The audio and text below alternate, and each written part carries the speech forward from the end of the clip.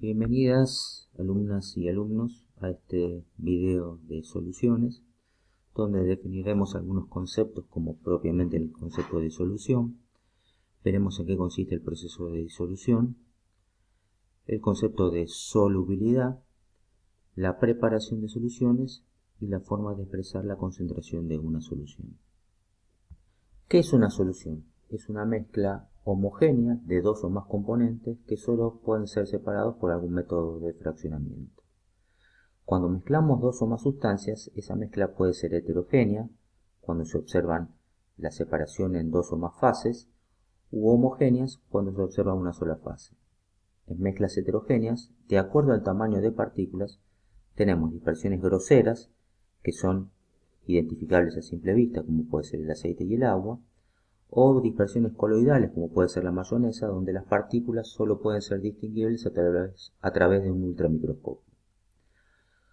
Por otro lado, cuando formamos o mezclamos sustancias formando una solución, una mezcla homogénea, no hay distinción, no se pueden distinguir las partículas de esa solución y podemos tener que esas soluciones pueden encontrarse en cualquiera de los tres estados. Soluciones sólidas como pueden ser las aleaciones, o líquidas como puede ser la sal disuelta en agua o el alcohol disuelto en agua, o gaseosas como puede tratarse de el aire, una mezcla de oxígeno, nitrógeno y otros gases en menor proporción. En nuestras soluciones trabajaremos fundamentalmente con aquellas soluciones que están formadas por dos componentes. El componente que se encuentra en menor proporción se llamará soluto, el que se encuentra en mayor proporción lo llamaremos solvente, y la mezcla que nos va a dar la solución.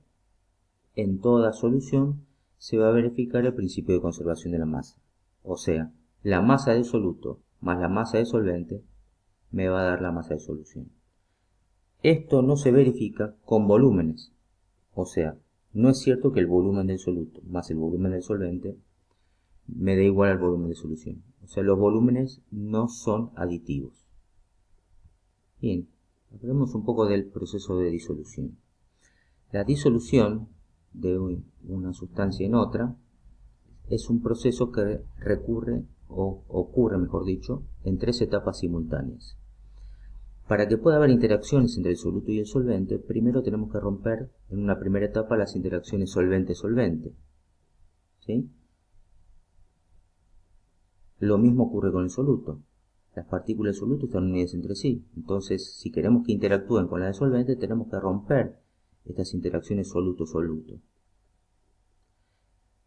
La primera y segunda etapa, que son de ruptura de interacciones, son procesos endotérmicos, o sea, requieren de energía para poder romper esas interacciones.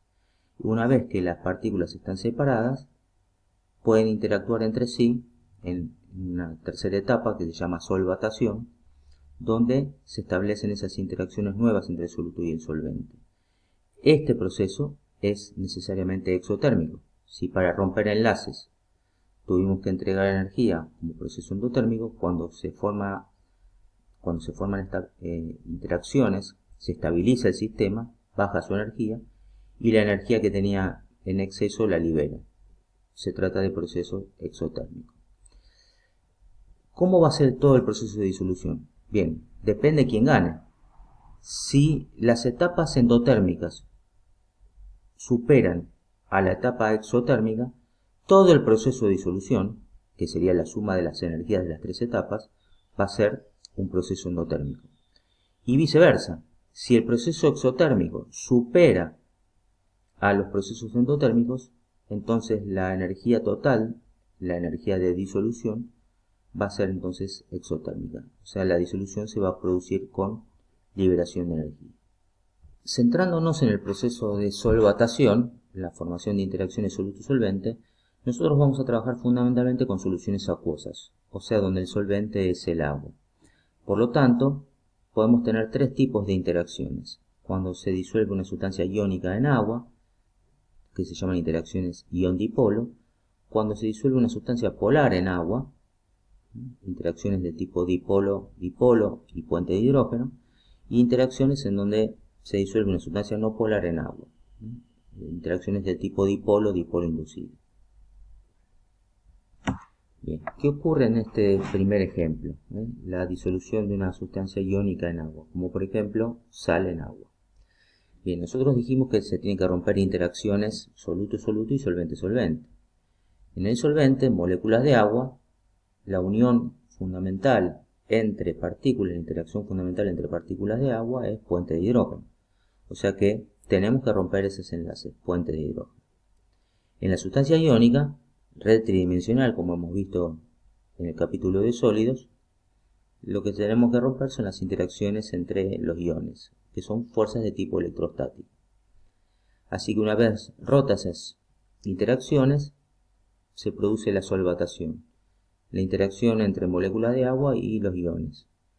Los iones, cada ion va a atraer a la molécula de agua, que es una molécula polar, un dipolo, por su polo opuesto. Así que esas interacciones se llaman ion-dipolo. Esto se ve más claramente en la simulación que acompaña a este capítulo.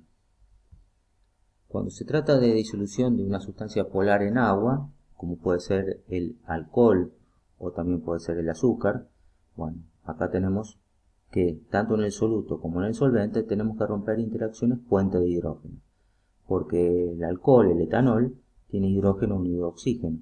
Así que también sus uniones entre moléculas más importantes son de tipo puente de hidrógeno. Si ambas interacciones que debemos romper son puente de hidrógeno, ¿qué interacciones puedan establecer ellos en el proceso de solvatación? Ambas tienen oxígeno unido a hidrógeno, por lo tanto, acá se establece la interacción entre moléculas de tipo puente de hidrógeno. Nuestro último ejemplo es la disolución de una sustancia no polar en agua. En general, las sustancias no polares son muy poco solubles en agua. En este caso tenemos el hexano o ciclohexano, es una molécula, un hidrocarburo, molécula no polar, cuyas interacciones más importantes son del tipo de fuerza de dispersión de London. Por otro lado, el agua, que como hemos visto, sus interacciones más importantes son las puentes de hidrógeno. Cuando nosotros los mezclamos, se forma un sistema heterogéneo, ¿sí?, donde el agua es más densa que el ciclohexano y por eso está en la parte inferior, pero en la superficie, en la interfase de esas dos sustancias, se producen unas disoluciones parciales entre ellos. ¿Por qué se pueden disolver parcialmente ahí? Y porque se pueden establecer algún tipo de interacciones entre el soluto y el solvente. En este caso estamos hablando de interacciones entre algo que es polar con algo que es no polar. La molécula polar, cuando se acerca lo suficiente a la no polar, puede provocar en la molécula no polar la formación de un dipolo. Ese dipolo se llama dipolo inducido, porque no era un dipolo que estuviera presente. Así que las interacciones que se forman son interacciones dipolo-dipolo inducido, que son muy débiles y que explican por qué las disoluciones son muy pobres, o prácticamente las sustancias son muy poco solubles entre sí.